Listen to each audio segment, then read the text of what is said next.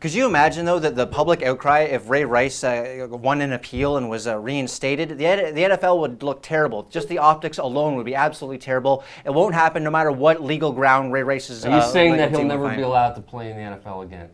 Well, not for the foreseeable future, anyway. I think he'll be back next year. I They'll let him sit. Bill, you have any thoughts about that? Well, yeah, they're going to make some kind of a compromise because you both are right. There is a group out there that doesn't want him to ever play again, and then there are his lawyers who say, you can't do this.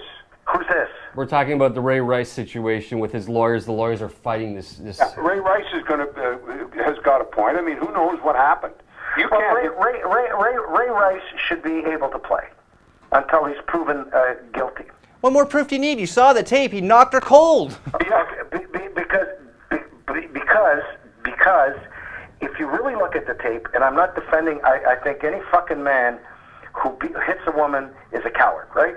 You should. Absolutely. But if you take a look at the tape, and I saw it 342,000 times because the media made me watch it, unless you shut off TV, unless you get off Twitter, unless you get off all the social media, they played it. If you take a look, and you slow it down, the allegation that she spit on him and she was in his face was there, and it doesn't look like he really tried to punch her. It looked like he was pushing her away, and he caught her. No, it looked like a pretty clean left hook to me, Frank. Like he didn't know what the fuck to do after that. Like he thought he killed her. He became totally... So they were both inebriated. And if you take a look at the steps going from the behind the pillar, that's when the camera picks him up, going into the elevator. Mm-hmm. She's dissing him. It'd be nice to get the audio. So what? How does that make one shred of a difference whatsoever? Don't put words in my fucking mouth. We're all on the same team. I'm not justifying nothing here. I'm just telling you that there's domestic violence here. He punched her and knocked her out. But the lawyers are trying to say that there's, and what she's trying to say too, in defending him now that she's sober, since the incident, right? That she pushed him and pushed him and pushed him, and she was in his face, and he felt that he tried to push her away with a closed fist. And you know what, Frank? It's culpable domestic abuse. Wow, I've never heard that before. I think that term is absolutely perfect. I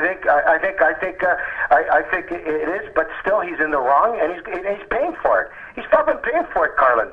Yeah, I'm with Carlin. You can't defend, and I'm with you too, Frank. You can't defend. I'm not defending him, guys. I'm just regurgitating the evidence that's before me. I'm not on his side. He could have killed her because with that one punch, she dropped, and she would have hit her head hard on the ground.